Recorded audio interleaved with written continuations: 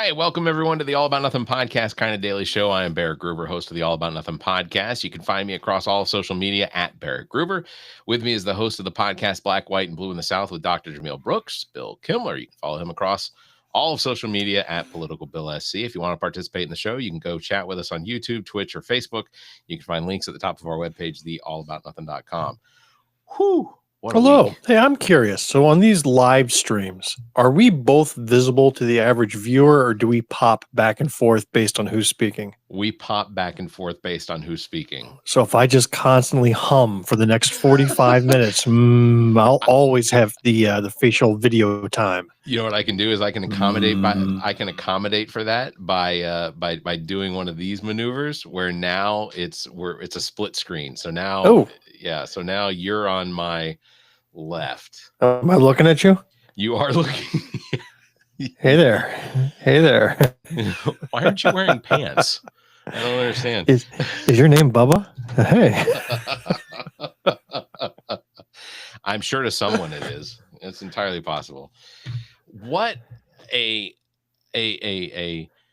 want to say that this week since Monday has just. Well, I was going to say it's about time we had a quiet week where there's really nothing that's transpired in the news for us to talk about, and we can just chill. Yeah, talk about Superman. You know, the important topics of the day.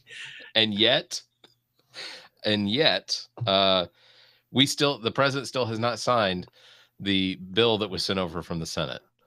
Oh, which is kind of the way I figured this was going to play out. When we learned yesterday that the House was basically going to have an unvetoable vote on the it was close. The Epstein files. Yeah, it was close. It was a close vote. So it was touch and go there for a second.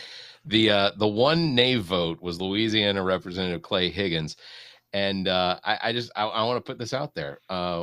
Name is Clay Higgins. You got to pronounce it correct. Clay Higgins. Clay Higgins. Upon leaving the Capitol, Representative Clay Higgins had this interaction with the public. Oh yeah. If it'll play for me. No, you're out. You're out. You're out. You're out. You're out. Aren't you a congressperson? Get off me. Someone video this. Get this on video. Get off me. Get this on video. This is assault. Get off me. This is assault. What kind of behavior is that? I don't know. I don't care that guy, like the guy he was throwing around was like 80 pounds. I would have thrown a fist. Yeah. Like right there, knowing that there were cameras, I would have thrown a fist and taken my shot at a congressman who dared lay his hands on me. Yeah. Yeah. And I don't care if I would have been on the worst side of the exchange. It would have been worth every second. Every blow would have been worth it. I had thought that it would have been entertaining to do a deep dive into exactly who Clay Higgins is. But ultimately in the end, I made a decision that I wasn't going to. In fact, all I was going to do was just make fun of him. So here is Louisiana Representative Clay Higgins asking himself how Roger Rabbit got away. Oh my God. He's about to walk into an audition for the role of the MAGA Carmen Sandiego. This is Clay Higgins at the MAGA Halloween party in his costume as Dr. Renee Emile Balik from Raiders of the Lost Ark. Here's Clay Higgins trying to convince himself that his hair didn't migrate from his head to his face. Here he is wearing two coats in Washington, D.C. in August. Here is Clay Higgins thinking he's going to be the next Bond villain and believing the only acceptable wardrobe after Labor Day is Dr. Evil. I'm surprised you didn't come up with an obvious one. What's the obvious one? Here's Clay Higgins cooking meth in a trailer to help fund his lung cancer treatments. That's good. Right? He is ultimately this sort of goes back to the conversation you and I were having last night. And I believe that because it wasn't 430, it wasn't 434 to 1. It was 427 to 1. That's how many yays versus nays, which means that there were 6 people that didn't vote, that gave no votes. Either they were absent or whatever. But the Senate bill here in South Carolina, S323, failed to come out of committee because they couldn't get enough votes. And I disagreed with you All right, so now we're talking about the full abortion ban that's Correct. happened, or they tried to get in over the summer here in South Carolina. I mean, this would have been the worst bill in the nation. We would The have gone most right strict. to the bottom. Yeah. This would have been death penalty for women. This would have been like you couldn't even talk about the subject without incurring a 40-year sentence. Right. You couldn't even create a website. You couldn't. I mean, the restrictions were just so ludicrous. And so there was a formal vote to get it out of subcommittee. And I think there were 9 members. I got to see if I did my math right. Yeah, 9.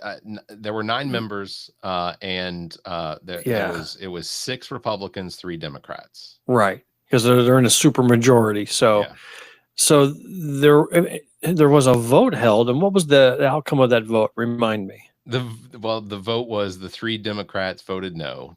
Right. Clay Higgins, fucking Cash, Senator Cash, he voted in favor of. There was another Republican that voted in favor of, and then there were 4 Republicans that did not vote, including one of the sponsors of the bill abstained. Garrett, right? Yeah, which I was absolutely shocked. That's the senator of my area. I won't call him my senator. Yeah, but the senator of my area, and he was a sponsor. His name was one of 3 on that bill, and he abstained. So what that left was the Democrats became the majority no vote in a 3-2 vote then, right? That math works, and which was wild. But what was it that you disagreed with me on? Because I'm not wrong. So what was there to disagree with? No, you're not wrong. I mean, I remind me of what the controversy was. Well, it's that, first of all, I don't think that any senator or representative is elected to office to not vote on something. I don't think that and ultimately that's my problem. So it's not it's not a tertiary choice. You don't get to vote yes, no, or abstain. Right. But isn't that kind of how the law works though? Like you go, you can go plead, you can plead guilty, not guilty, or I plead no contest. Correct. Like you get 3 options there. So why can't lawmakers have 3 options? Because I feel like when it comes to something as important as this, that first of all, an incredibly unpopular bill. In the state of South Carolina, polling indicated that about 80% of people believe that this bill was 10 steps too far. I mean, even people that are the heads or CEOs or whatever of some of these pro-life organizations believe that this bill was absolutely one of the most unpopular things and didn't make I don't know, sense. Barrett. I watched the 9 hours of testimony where they grabbed people off the streets, and I was watching some of these pro-life activists saying that bill did not go far enough. How could it have gone any further? I don't know. But but the kill the mother, save the baby. You know, it's going to happen to him somehow anyway. My fear is that we're going to get into session and someone's going to introduce that bill architecture again, as far as it's going to show up in committee somewhere again. If not the health committee or the health oversight or whatever that committee is, someone's going to try and reintroduce it somewhere. And one thing I learned though, just as I was studying all of these committees and all of the bills that were pre-filed and filed since then, there were like over 1,000 bills filed. Yeah. And of that, maybe 10% ever make it to a committee. Sure. And then once you're in committee, only like less than half of that actually ever make it to the floor for a vote. So it takes a lot for a bill to even get to committee. And in this particular case, I think it was done to get a couple of votes from these right-wing abortion extremists on an energy bill, completely unrelated.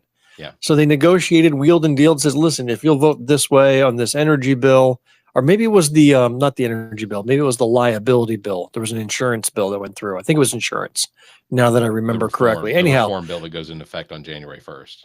Yeah, but there was a Senate version that has nothing to do with what's going into the law. So go back, roll back in time. They were looking at it from a more comprehensive tort reform as opposed to just the liquor liability. And I think they were able to get a couple of votes by promising that their bill about this extreme abortion ban would make it to committee. So there was some political wheeling and dealing, but you don't get to play that card twice. No, no, You that's know, true. so I honestly, I think there is a procedure in which you can bring a bill directly to the floor and bypass committee. There's a way to do it, but it's a very high bar to get there. I don't know the details, but it's difficult, and I've not seen it done all that often. Then then they could reintroduce it, but getting it back to committee, again, I think they shot their shot. Yeah. And I certainly hope so. I think the outcome that we had was the best possible outcome. I just get frustrated when. No, the best possible outcome is if Cash had like a coronary right there during the hearing. I'm going to tell you, the guy has made no comment since yesterday's vote. No comment. And for a guy that talks nonstop. This is the same guy that wanted to lower like the age of teen marriage, and also to forbid them from learning about contraception at the same time. I swear to God, I've got the video clip. It's unbelievable to me that this is someone who is representing a district of how many represent a Senate district? Well, it's unbelievable to me that they vote this asshole in. That's the thing. You take a look at Chip Higgins. They voted that asshole in. I don't get it. I don't get it. Like, and that it goes back. How do you look at him and go, yeah, that's who I like. That's who represents me. No way. There's no way. We are going to, here in District 88, we are going to be hosting an event for Colonel Hightower, who is running as the Democrat in the special election. Thank you, sir. For the special election coming up on December 23rd. Like Colonel Hightower, you just like imagine he is a character in Hogan's Heroes. Like that name. Yeah. Colonel Hightower. Hightower. In all of our text messages back and forth, that's how I refer to him. When I talk to him with other representatives that hopefully we'll be able to get here to come, announce or at least introduce him to our neighborhood. That's how I refer to him. He's Colonel Hightower. When he was at my house Saturday, and we were just out in the yard talking for like an hour, and from what little I've seen, again, I don't know him because I'm not a neighbor. I'm not in that area, but he seems to be very soft-spoken, gentle. He is. But is that the kind of guy that's going to elicit new votes, being that low key? I mean, the guy's certainly more than qualified, exceptional record, tremendous individual. Has the time available. Yeah, but he's just so soft. Yeah. Politically speaking. Yeah, I don't disagree. But ultimately, I think that he is someone, and I think Nick and the Democrats, I think that they chose someone who is, he's not crazy like me. Yeah. I think ultimately they chose the right candidate to potentially pull in. In Let's fact, be clear. Are you saying that he was picked to run or encouraged to run, or he decided to run on his own? Because there's two ways that people seem to think that the Democratic Party is out there picking their candidates. Why did the Democratic Party put somebody up? Well, you got to have people willing to stand up. Right. And most of the time they're doing so of their own volition. When I ran twice, nobody came and recruited me to go run. It was just, I'm going to do it. Right. Well, Same thing with Jamil. I was recruited, and I don't know what the circumstances are between the Democrats and Colonel Hightower, but I've seen him before. I've seen him at Democratic meetings in Lexington County for the Democratic Party. All right, cool. So I recognized him as soon as someone told me who it was that was running for it, the seat. And ultimately, I also spoke to former Senator Katrina Shealy. She is planning on attending the event when we introduce Colonel Hightower to the neighborhood, because she does not live very far from here. Do you need me to help you write a poem that you can introduce Colonel Hightower with? A little slam poetry, and I would do it. I will do it. In fact, I will make sure that we broadcast this live across our social media when the event occurs. I'm thinking it's probably going to be right underneath the oak tree in front of my house. So no way, really? But you really thought this through. That's awesome. Yeah, because ultimately, I think this is our best opportunity to at least take that seat for the next next year. It's the best opportunity we've had, and I think that I can't imagine. Who was the last Democrat to run for this seat? Was it that poetry guy, the McMaster poem guy? It's the last one I can think of. Oh my gosh! Because Jeremy Jones was going to run for it, and then he dropped out of the race. Yeah, he's not. He would have been a terrible candidate. but just between as you the and I, last I'm one sure I he's can think probably of. sitting there listening to this show, but he's not running material. Nice guy, but if Jeremy's watching this, Jeremy, you put too much on social media, and ultimately, I seriously, think there were things that appeared in my feed that I had to just block them or mute them, just get them off. So yeah, I don't disagree, but yeah, I'm excited. I think Colonel Hightower is probably our best opportunity to take back. I know it's a special election. It's the day before Christmas. The day was it 2 days before or the 2 day days before? 2 days before, Yeah. 23rd. I think early voting will start on December 7th. The likelihood is that I'm going to probably wind up working one of the polls for that election, whether it's as a clerk or as a manager. But ultimately, it doesn't matter. I feel like this is one that I can do my part locally to try and encourage people to turn out, because ultimately that's what we need. We just need people to turn out for the election.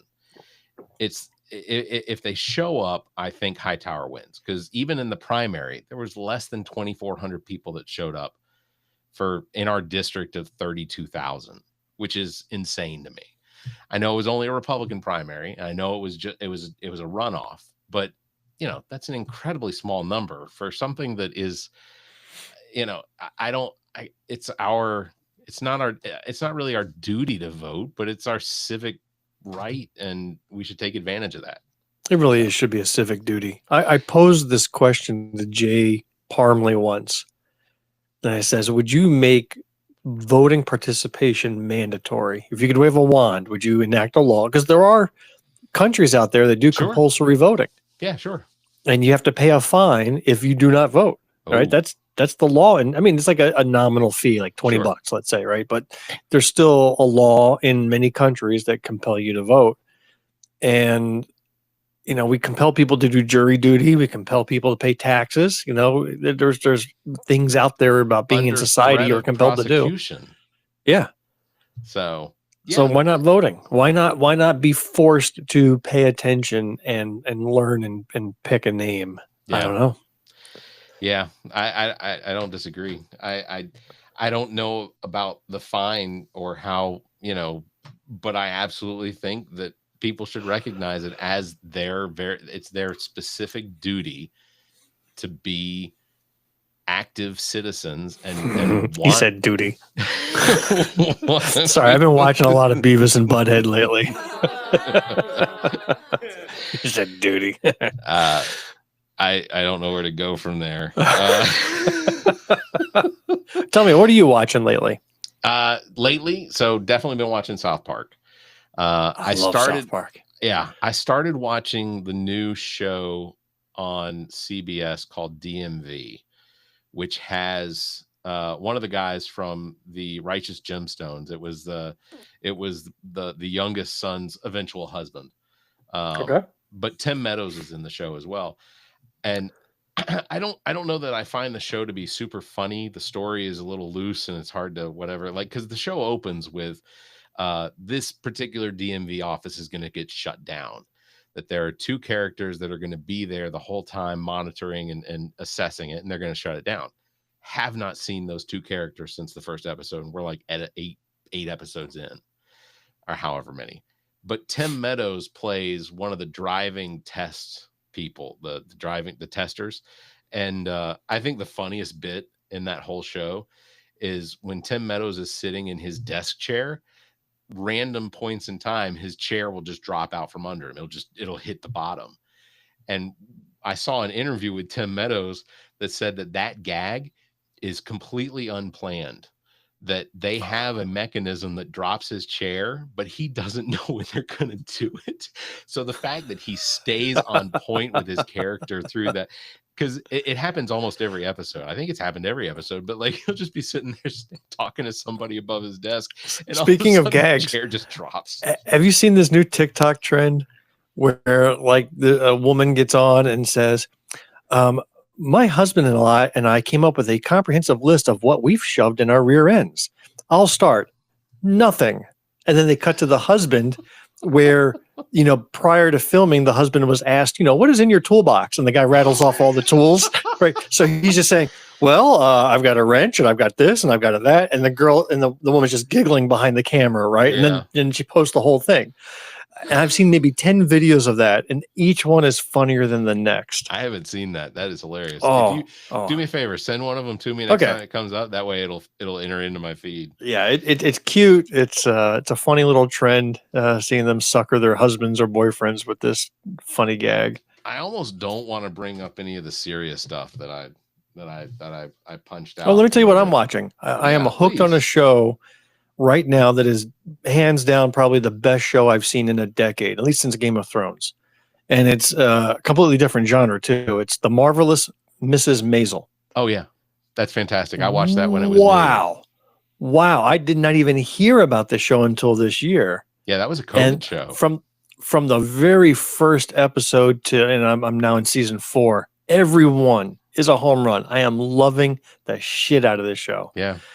Jewish girl in the 1960s ends up going into stand-up comedy and meeting a lot of famous people along the way. Joins the USO. The USO, meeting Lenny Bruce is a guy that I, studied and listened to a lot in my 20s. I mean, it's just marvelous, phenomenal. I give it the highest rating. Everybody I've asked about it have said it was a great show. Another show that I am watching, and it's only basically I know what season I am in based on the shows that are out at certain times, because a lot of the shows I watch are on Discovery Channel. And the show that I'm usually most entertained by is Deadliest Catch. I don't know what it is, but I think that I could be on the deck of one of these boats and do this job, because they go out for 4 weeks at a time. And if they're on one of the bigger ships, they come home and they make 50 grand in 4 weeks. And then they'll go out for another 4 weeks and they'll make another 60 grand. And it's like, so I get it's a lot of hard work. You'll have several 24-hour days stacked on top of each other, throwing out and bringing in fish or, crab or whatever. But I think I could do it. I don't realistically think I could. I mean, but wouldn't that be the best show? They take common schlubs who watch the show, who think they can do it, and throw their asses on the boat and see how long they last. Right? I would watch that show. I would watch that show, and they'd have to have one of those counters on the wall that says how many days since the last overboard death. And right. Oh, you'd have to sign a whole bunch of forms of promising not to sue, or a whole bunch. Yeah, a shit ton of waivers you'd sign, but then you'd be on the boat. You'd throw out your first net, and there goes our first victim. He went with the net.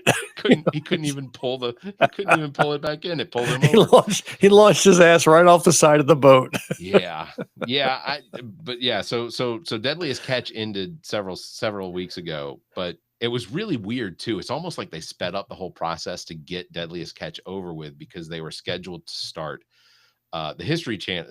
Like Discovery Channel and History Channel they're two different channels, and I think they're actually on two different networks, but they don't really compete against each other with the shows that they're on. So like Deadliest Catch is running on Discovery Channel, but that will wrap up just in time for The Curse of Oak Island to start up. So now I'm watching The Curse of Oak Island, which I know those fuckers are never going to find anything. Like there's no treasure.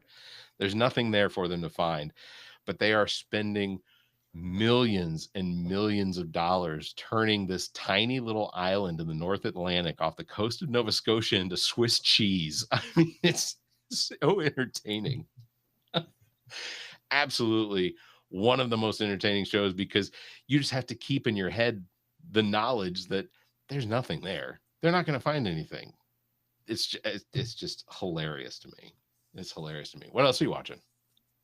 Or is it just I watch a ton. I mean, I watch South Park. I'll watch Beavis and Butthead. The new seasons that are out are hilarious. They're just my guilty pleasure. Watch The Simpsons. I won't stop watching that. I heard The Simpsons killed off like one of the I haven't seen this. I haven't seen this last episode yet, so no spoilers. I did hear about a character getting killed off, but I don't know who. Yeah, it was. But I'll be honest with you, it's not. The show is a shadow of its former self. Sure. Like, I mean, I've watched that show since its very first episode in the early 90s, or maybe it was 89 even when that first episode was released. I've watched every one of them, have a lot of it memorized, huge fan, but it's just now it's out of habit, in respect for what it was in the first 20 seasons. Yeah. It's weird now. It's very different. Yeah.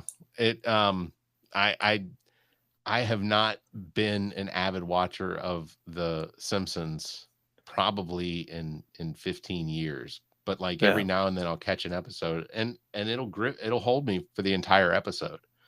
I think one of my biggest things is it's not one of those ones that I download. So there are still commercials when it's on. And because of the commercials is how I lose interest. I used to think of commercials as like, oh, I can get up and go take a break and maybe go to the bathroom. And I think to myself that 3 or 4 minutes, I'll come back and the show will be back on. No, because like The Simpsons is what, 18 and a half minutes now with 12 minutes of commercials. Like that feels insane. And because of that, Disney, who owns The Simpsons, and YouTube couldn't come up with a deal quicker than that. The fact that both of them are able to sell national and local commercials during The Simpsons, and they're probably selling 30-second commercials for 50 or 60 grand a piece. They couldn't figure out how to work that out. It's insane to me. Absolutely insane. So yeah, I don't know. It's I'm thankful that we're only a day and a half or 2 days away from the weekend, because I feel like I need a weekend before we get into Thanksgiving. Do you have a big Thanksgiving plan? Also, we need to figure out, are we going to do a show the day before Thanksgiving and tell people what we're thankful for? Or do you want to save that? You want to do that on the Monday? I've got nothing going on, so I'm perfectly free. Why not? Our Wednesday before Thanksgiving will be our thankful episode. Sure. I'll try and think of some things I'm thankful for. Oh my goodness. Well, we're so instead of predictions next week, we'll do thankfuls. Yeah, that'll work. Well, you introduced it. So what are your do you have any predictions for this week?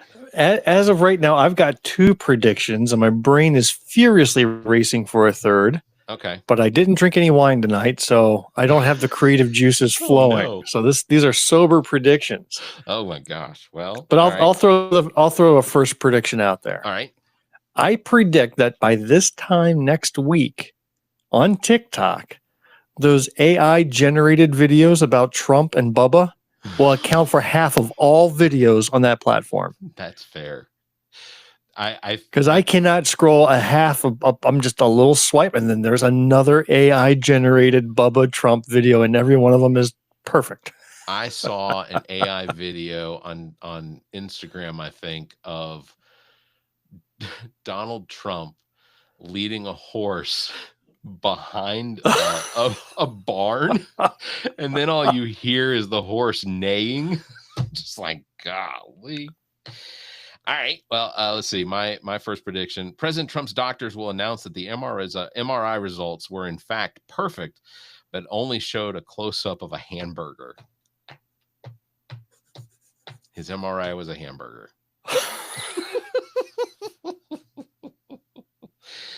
Yeah, the White House physician will issue a new memo clarifying president's exceptional physical health is measured strictly by his ability to consume and enjoy red meat. All right. I'll throw a second one in there. This one is a little more on the serious, realistic side. Oh, that's scary. And so I do want to remember this prediction and see if it comes true. But by this time next week, I bet Trump will still have not signed those Epstein papers, the law that both the Senate and the House passed. I bet you it'll still sit on his desk, and that every person who asks him about it will be called another derogatory name like Piggy or whatever. Man, I saw an article just before we went on of celebrities and reporters that anonymously, and so I don't know if they're really celebrities and reporters, but these people anonymously have said that if Donald Trump can call a reporter Piggy, that people should now be able to tell Donald Trump, fuck you. That reporters, whoever is the first one who says that to his face will be inaugurated as hero of the United States. God, think about that. I don't even need the accolades. I just want to be the first one to do it. but still, you will be legendary. It will be history book making. Yeah. A middle finger and an FU right there on camera. Yeah. I mean, it's gotten to that point because the way that he responds to reporters, the reporter from ABC yesterday that I think asked a legitimate question. What do you say to people that think that it's inappropriate for Prince MBG or whatever his name is in the White House of a country that his country that he is the prince of financed the 9/11 attacks? Like, what do you like? How is that appropriate? This is a guy that ordered the death of a Washington Post reporter. Not only the death, but the dismemberment. And like, I feel like it's an appropriate question. And yet Donald Trump attacks her because this is a guy that's making him billions. This is a guy that is financing, I think it's now 4 different Trump resort hotels in the country of Saudi Arabia. So like, and just the cognitive dissonance of recognizing that we have never had a president in the history of this country besides Trump's first term that has taken such advantage of the office to embolden his finances, to grow his wealth.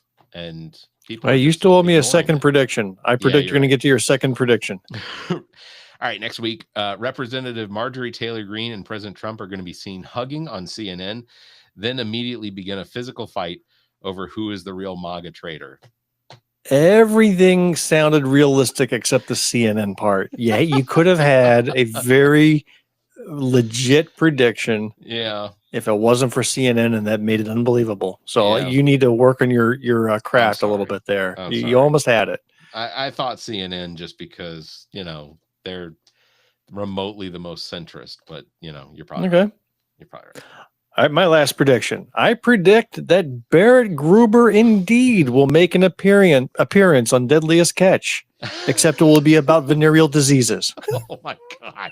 Oh my God. I didn't know we were going to make personal attacks on each other.